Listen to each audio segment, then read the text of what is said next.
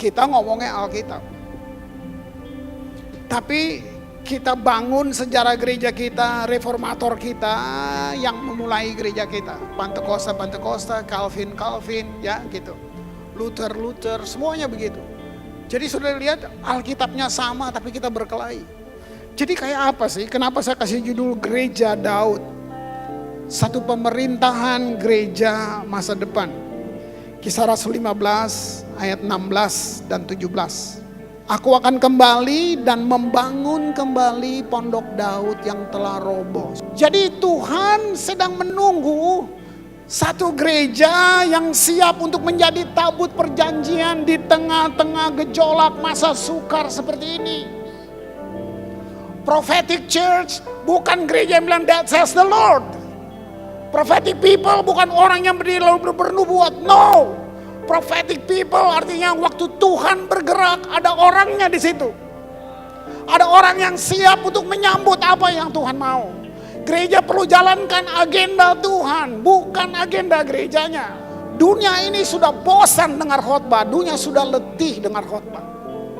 Gereja harus menjadi ekspresi Tuhan Yesus yang penuh kemuliaan di muka bumi. Kenapa manusia berharga?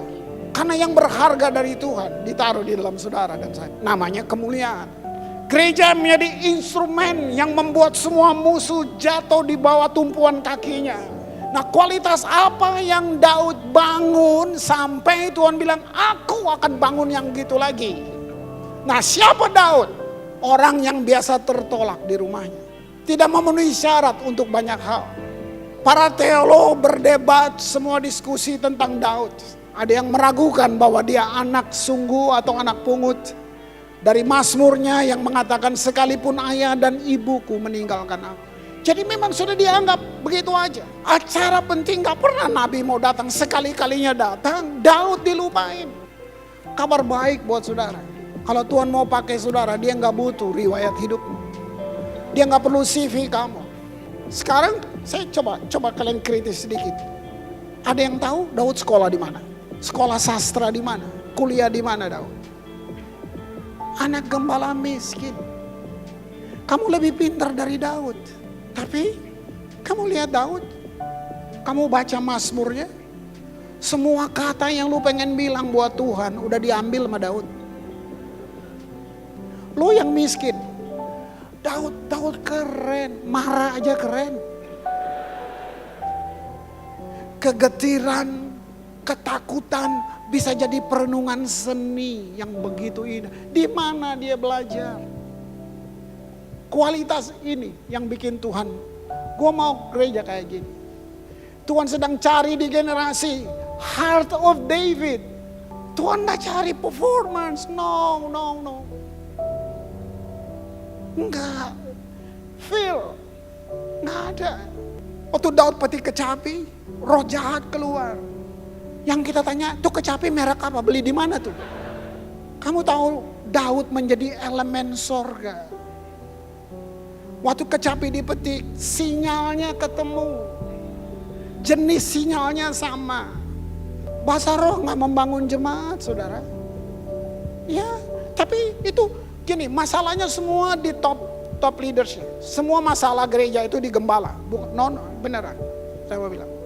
Kita tidak equip kita punya tim ini. Kita kasih job buat mereka. Oke, main ya. Tolong ya. Saya berkati kalian. Tapi habis itu, tadi nggak ngangkat. Mau ngangkat apa Pak? Nggak naik penyembahannya, mau naik kemana? Dia nggak pernah duduk, buka benar-benar semua. Apa worship? Dia pikir, kamu pikir ini apa? Ini arena perang. Kalau saya seseorang naik, saya sedang dorong dia ke perang terbuka. Maka kamu lihat tim ini paling sering disikat dengan segala masalah yang masuk akal. Harus masuk akal. Nah, gembala gak mau pikir itu. Gak apa-apa kalau tersinggung aja gitu ya. Gitu. Singa datang mau makan, kambing cuma 3. Singa datang mau makan, dibunuh singanya. Dikejar singanya. Kalau gua kambing 3, singa datang, ambil nih, makan. Makan. Mau melayani, lihat Daud. Bagi Daud, tanggung jawab lebih penting dari promosi. Dia cuma berpikir seperti itu. Nggak ada dalam mimpinya. Tuhan kirim nabi hanya untuk tunjuk dia, there is a king inside of you. Daud menyenangkan hati Tuhan 33 tahun. Alkitab mencatatnya. Hanya ada 3 orang yang dapat sertifikat dari sorga. 1 perjanjian baru, 2 di perjanjian lama. Perjanjian baru Yesus, sertifikatnya berkenan kepada Allah. Di perjanjian lama Daud dan Henok. Mari saya kasih tahu, ini cuma kesimpulan saya dari semua literatur yang saya bedah. Saya pelajari Daud, orang ini gagal sesering dia berdiri. Tapi dia punya sertifikat seperti itu. Henok, apa yang kamu tahu tentang Henok? Apakah Henok bernubuat? Apakah Henok nabi yang mengajar? Henok bikin apa dia? Alkitab nggak catat satu pun prestasi Henok, kecuali ini dibilang, and Enoch walk with God. Jadi sebenarnya yang Tuhan rindukan dengan Tabernacle of David adalah hubungan. Lalu lu pikir asal lu nyanyi Tuhan bilang itu penyembahan? No! Penyembahan tidak terjadi karena kamu tidak punya hubungan.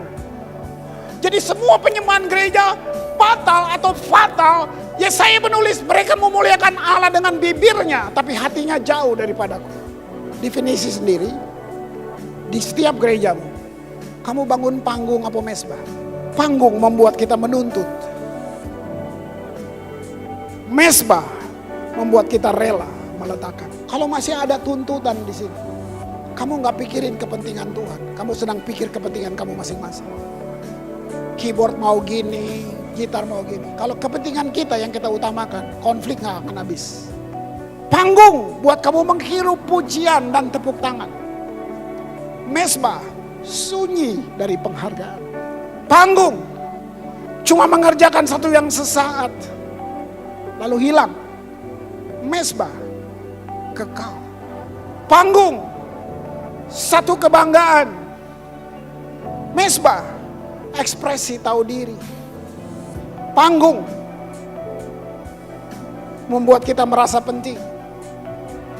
Mesbah membuat kita tersungkur dan gemetar.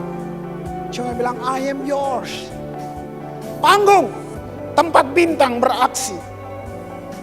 Bau kedagingan menyengat. Sekalipun ditutup dengan parfum yang paling mahal, tetap tercium. Tetapi mesbah, bau daging yang dibakar, ditaruh di atas air mata. Jangan menghina air mata penyembahan. Air mata orang yang menyembah tidak jatuh di lantai, ditampung dalam kirbat Allah. Ada beberapa kata Ibrani dalam penyembahan. Yang pertama disebut syaka. Syaka diterjemahkan sujud, tunduk, berlutut, tiarap. Itu semua sikap kasih. Kalau orang itu nggak nyembah, masalah dia, bukan masalah yang di sini. Berarti kamu udah punya hubungan. Kenapa lu nangis? Nggak pernah kan Bele bilang, mari saudara, pada hitungan ketiga kita menangis. Satu lagi, latreo. Apa latreo? Hadiah. Jalan masuk kepada Tuhan namanya the blood of Jesus. Bukan penyembahan. Tapi penyembahan adalah hadiah yang kamu bawa ke Tuhan. Seseorang tidak boleh menghadap raja dengan tangan hampa. Nah pikirin, makanya kamu kemasin yang benar dong. Kamu mau kasih hadiah buat raja.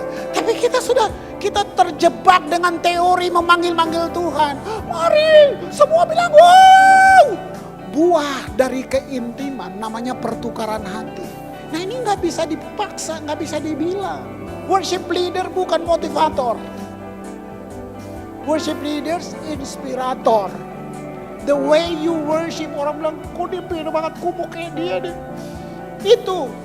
Satu lagi bahasa Ibrani bilang, sebomai. Kata sebomai sebenarnya kekaguman. Mendekap dalam kekaguman. Gereja kehilangan kekaguman. Gereja kehilangan ketulusan. Gereja penuh dengan teatrikal. Mari salamin 2000 orang, jemaatnya cuma 100. Yang terakhir apokatastasi, kembali pada bentuk sebelum manusia jatuh. Di mana manusia diciptakan? Di Eden. Arti Eden, spot of the presence. Berarti nafas pertama manusia in the presence of God.